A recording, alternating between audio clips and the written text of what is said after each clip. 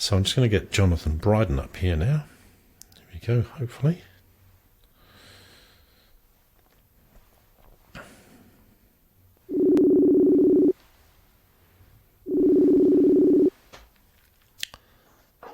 Hello, Nick. Good evening, Jonathan. You're live on After Dark. How are you this evening?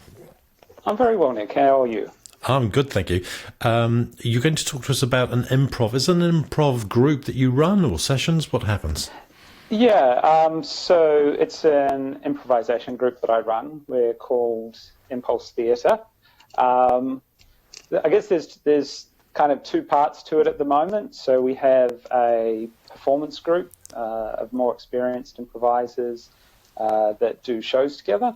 And then I also run a drop-in class each Wednesday, which basically anybody can come along to and join in and have a bit of fun learning some improv. Are you part of Court Jesters, or is that something you've done in the past, or are you quite separate? Yeah, I'm quite separate now. I did start out at the Court Theatre a very long time ago. So back in 1987, a friend of mine at university got me into this thing called theatre sports, and eventually we were performing at the Court Theatre, and I did that for a number of years there, doing the whole theatre sports thing, and then I left New Zealand and basically lived in Australia and Canada for the next 20 years. And I guess when I came back to Christchurch, I was thinking of getting involved with them again, but in that time, the style of improvisation that I was doing had changed quite a lot, so we just weren't a really good fit for each other anymore.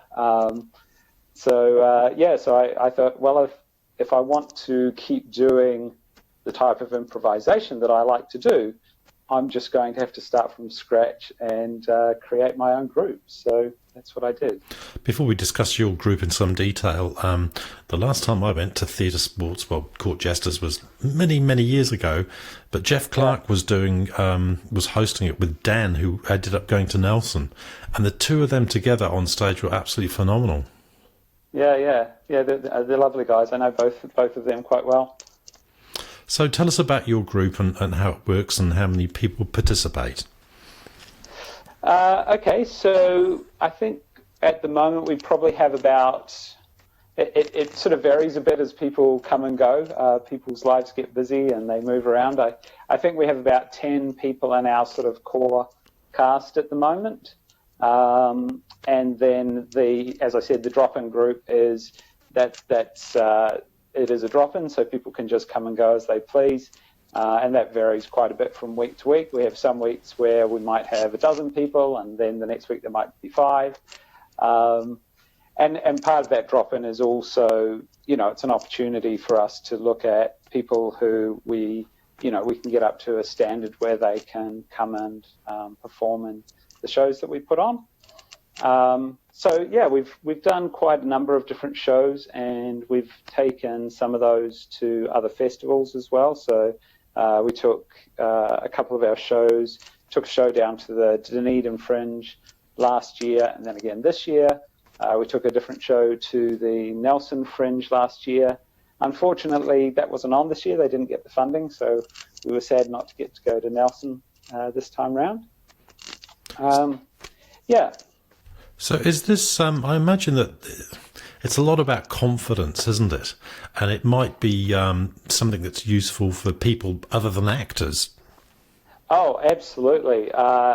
It's one of the comments that I actually get quite regularly from people is just how much doing this improves their social skills, their ability to communicate, just their confidence in being around other people. I've had some people come into the group who've been quite timid, some even just struggling a little bit with their image of themselves, I guess you'd say, and just coming on in leaps and bounds and really turning things around for them. It's really quite wonderful sometimes. Do you have any lawyers in your midst or barristers? Actually, you know what? There hasn't been too many of those in Christchurch. I'm not sure why. I did notice in Sydney, it was quite a big improv community there, and there were quite a few lawyers, quite a few teachers, and quite a few computer, like IT professionals. Those tended to be amongst the three big groups. And the teachers and the lawyers, it makes sense, because being a teacher, being a lawyer, it's essentially a performance occupation. You are getting up in front of people and you're performing. So I think that's why it worked for them. And then you got some people from sort of the IT side of things, and I think for those people it was kind of like the opposite of what they were doing. It was an escape from sitting in front of a screen. Some of my lecturers at Massey took anti-performance to incredible levels. You got a big lecture theatre full of people, and they deliver the same old thing year in, year out. And yet some of them are really inspired teachers. I remember one in particular was Robert Neal, and he'd studied under Tolkien back in Britain. Wow. And because he was doing Middle English and that kind of stuff, and he was one that really stood out. But anyway, enough of my experiences. Although I must say, I've always been terrified at the idea of improvising, because I was always used to using a script. When did you kind of make the leap from the kind of formal script-driven thing to pure improvisation? I was doing both pretty early on, and mentioning IT before, I actually studied. I mostly studied mathematics and computer science at university. So this was my acting was my creative outlet. And after I graduated, I briefly toyed with the idea that I could do both things. And so I was I was doing some professional acting gigs, but I also had a 9-to-5 job in IT, and it was all too much. And so something had to go. And the money in IT was quite a bit better, so I stuck with that. But improvisation is kind of on that script. That's a huge feat of memory. Is it just a matter of breaking it down into small parts, and you keep adding another bit, adding another bit, adding another bit? Yeah. How do you do it? I think it is that. It is a lot of... Just slow them down and tell them to stop for a second. Give us 30 seconds. Oh, hang on. Okay. We've got a technical problem. So no more talking. Just keep it going. I'll come back in a second.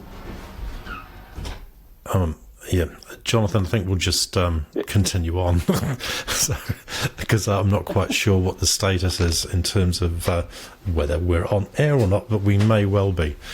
So, whereabouts do you meet anyway?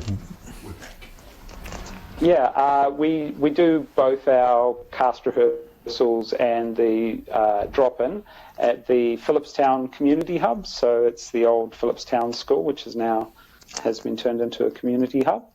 And so we're there for the drop-in. It's every Wednesday from 7 p.m. to 9 p.m.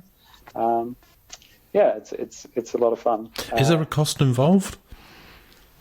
There is, but the first one's always free, so anybody can just come along and check it out and not have to put any money on the table.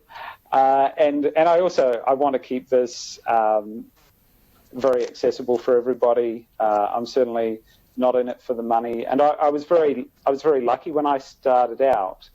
At that time in New Zealand, theatre sports had been given a huge sponsorship package from the United Building Society, and so there was actually a lot of money around, and so I basically got a lot of my early training for free. It was just people were already being paid; they didn't need to charge for classes. So I do try and keep the costs pretty low. Yeah. Great stuff, Jonathan. Thank you so much for joining us this evening, and all the best with your improvisation group. Yeah. Thanks very much, Nick. Cheers, Jonathan. Bye-bye.